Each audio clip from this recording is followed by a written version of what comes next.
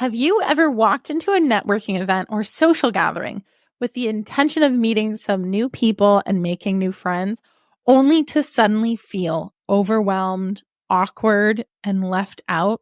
You see everyone standing in little circles, socializing, and you don't know where to fit yourself into the crowd. And you just start to regret showing up altogether. You think to yourself, how do I break into this conversation without being awkward? Are these people going to judge me? I could just stand here by the snacks awkwardly and hope someone approaches me. But then you also say to yourself, but what's the point of being here if I don't actually meet anybody or talk to people? Believe it or not, despite being an extrovert myself, I felt this way on multiple occasions, and it's very common to experience this and to feel all of these emotions.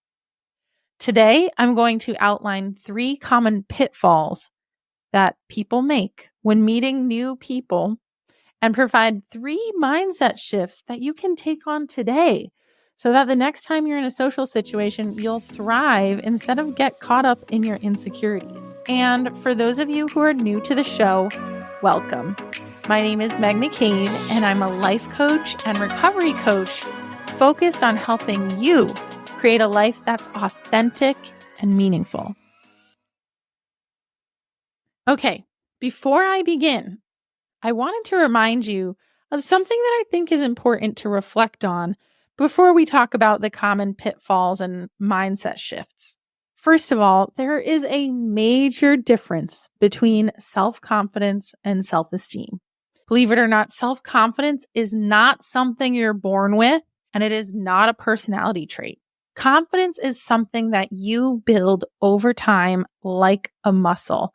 It's actually a skill that can be acquired through taking action. So you might be thinking you suck at making friends, but the more you put yourself out there, the more confidence you'll have in yourself to actually make friends. So this comes as a relief to many of us because confidence is something we can actually work on and improve. Self-esteem is more about your inner world. It's about what you think, feel, and say to yourself day to day that impacts how you view yourself, and it impacts the actions that you take. So you can be confident in your action taking, but you can have low self-esteem at the same time. And that might look like saying really negative things to yourself or about yourself in that same social situation. So today, with these 3 mindset shifts, we'll be focusing on how to increase that self-esteem by reframing the way you think, feel, and talk to yourself in these social situations. And hopefully by practicing these, your confidence will increase too. So the first mindset trap that I see a lot is, I feel left out and nobody is including me. Okay, so you walk into that social situation, you suddenly feel left out. Or maybe you were never invited in the first place and you're saying this to yourself. I would say this is one of the most problematic thinking traps you could fall into because it is so passive. When you say this to yourself, it puts you in a powerless position of waiting for others to reach out to you and approach you. You are sitting and waiting and hoping. And this mindset was the mindset I took on in middle school all the time. I remember I used to sit by the phone during summer vacation. Yes, this is before cell phones. So I would sit by the phone hoping one of my friends would call me to make plans, and it would end up being a really sad, lonely day because I didn't take initiative. Instead of taking advantage of my day, I'd waste a day waiting to be included by someone else. And unfortunately, sometimes I wasn't. I didn't feel like I was cool enough or interesting enough to reach out and make plans myself. And when you're in that thought trap of, I feel left out and nobody's including me, it's a total pity party. I mean, I hate to call people out and say it like that, but that's what it is. That mindset increases self-doubt, and you start perpetuating false stories about yourself, like just beating yourself up because you're not being included, or you start forging these incorrect, false beliefs that the people who aren't including you are actually the bad guys. Maybe you say, oh, they're so stuck up, or they're a little bitchy, or they don't like me. And that might not be true, but all of this buildup in your head is making it feel that way. So in order to remedy this thinking trap, this common pitfall, the mindset shift I want you to take on is, I am the initiator. I create the environment I want. I'm going to repeat that again for you. I'm the initiator. I create the environment I want. What I mean by this is you need to take over the reins of your social life and start approaching people. You must take an active role in your social life and friendship making. If you're going somewhere or want to do something, I encourage you to be the person who extends the invitation. I always say, no one is asking you to marry your friends. You don't need to be as picky or exclusive about the people you're hanging out with, especially when you're just in the making friends stage. Be inclusive, be the initiator, and express interest in hanging out with other people. They will in turn start inviting you to places, and suddenly you are the creator of your social life. Again, I discourage you from taking the passive role. So when you're in these networking events or these social gatherings, I want you to take a few deep breaths and reach out to people. Go up to the person who's standing alone. Start a conversation. Stick your hand out and shake your hand and say, hi, my name is blank. I haven't met you yet, or I don't think I've met you before. And then just get the conversation going. It is okay. We all know that meeting someone for the first time can be a little awkward. It's not going to be perfect, but being the initiator gives you that control back, and it helps you create the life that you want. I know that as adults, it can be really hard to make friends. So remember that it's important to be consistent when initiating hangouts as well. Have some patience. If people say no to your invites, don't take it personally.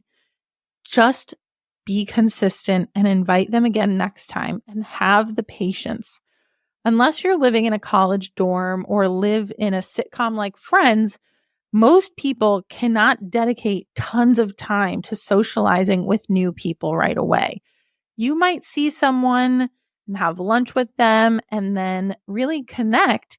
And as an adult, you might not see them for another month or two, but it doesn't mean your friendship can't continue to grow. It's just going to take a little bit more time than if you were literally in a dorm room and they live right next door and you're taking classes with them and running into them every day. That's not really the real world. So have patience, be consistent, and be the initiator. Okay. I hope you guys enjoyed that one. The next pitfall is thinking something along the lines of, I'm not interesting enough and nobody wants to talk to me. With this mindset, insert any self-criticism. You are in a social situation, you're talking to someone new, and you're thinking to yourself things along the lines of, I'm not cool enough, I'm not interesting enough, I'm not funny enough, pretty enough, thin enough, successful enough. You name it, whatever your insecurity is, this is what you're thinking to yourself when you meet these people. And not feeling like you're enough is such a terrible place to be in. I know it is not comfortable, and it can really decrease your self-esteem immediately. And the problem I have with this mindset trap is that it's actually quite self-focused. If you have this mindset when entering a social gathering or a party, you're actually just focusing on yourself and how you measure up to everyone else. So you're stuck in your head thinking about you when you really should be focusing on the people there. So instead of having all of this energy focused inward, I want you to start turning your energy outward. When I'm stuck in this mindset, I end up in that awkward place where instead of actually listening to the person in front of me, I just plan what I'm going to say next, and the conversation is horrible, right? So when you're focused on you and looking good and being as amazing as possible to make a great impression, you're focusing on yourself. It's so hard to listen to the people in front of you, and you kind of become inauthentic and more awkward because you're not being present with that person. When you're criticizing yourself constantly, you're more focused on saying things that make you sound more interesting and more intellectual and more successful, and you just don't come across as yourself. So the mindset shift I want you to take on in moments like this is, I'm here to show genuine interest in other people, meaning you show up and shift all of that internal focus externally. You show up and express interest and curiosity, genuine curiosity based on being present about the people you are interacting with. In fact, there's a theory called the theory of inferred attraction, which can be summed up like this. People tend to like people more when that person shows interest in them. So, by actually asking good questions, staying present, you are going to be more liked by the person you're talking to. How cool is that? So just by being present and showing interest, the people there will feel more closely connected to you. And remember, being a good listener is key to showing interest and sparking that curiosity that helps build deep connection. Try not to focus on yourself. Focus on them and what you are genuinely curious about. And the final pitfall that people fall into in socializing is, I need to be perfect to be liked. This may feel like the best way to be liked, right? Because you're showing up as your quote best. But in reality, perfectionism is actually a defense mechanism that protects you from being vulnerable. And I get it. Showing up as your authentic self can be a scary, vulnerable situation. And when you show up as the perfect human, and I put perfect in quotes, you are truly not letting people into your world or letting your guard down. The major issue I have with the need to show up as a perfect person in order to be liked is that this mindset also perpetuates the oppression of women. And you're probably like, wow, Meg, that's a big jump. But let me explain myself. When you show up as perfect as possible, it continues to put that impossible standard of being it all and doing it all and having it all back on us. And I know as women, we are socialized to put our best foot forward all the time, to look perfect, to speak perfectly, to always be kind, to always be proper.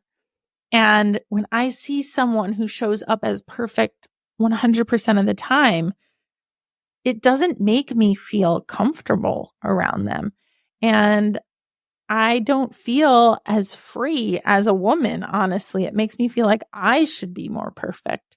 So it's when I see someone who is accepting of themselves and honest about their struggles and emotions, I feel more liberated to be myself. And what I always like to say is, when you are accepting of yourself in all aspects and the truth of who you are, accepting of your struggles, accepting of your strengths and weaknesses, you are giving other people permission to accept themselves as well. And that is what is truly liberating for all of us as women. So there's my little rant on this subject. And so if you feel like you need to show up perfect all the time so that people like you, the mindset shift for this trap needs to be, I am enough and I am worthy just by being me. And I'll repeat that for you. I am enough and I am worthy just by being me. And when you show up to make friends, remember that your authenticity is where the deep connections are formed. If you fall into this perfectionism pattern, I want you to remember that perfectionism is actually a defense mechanism. And on a bigger scale, it's a learned trauma response for many people.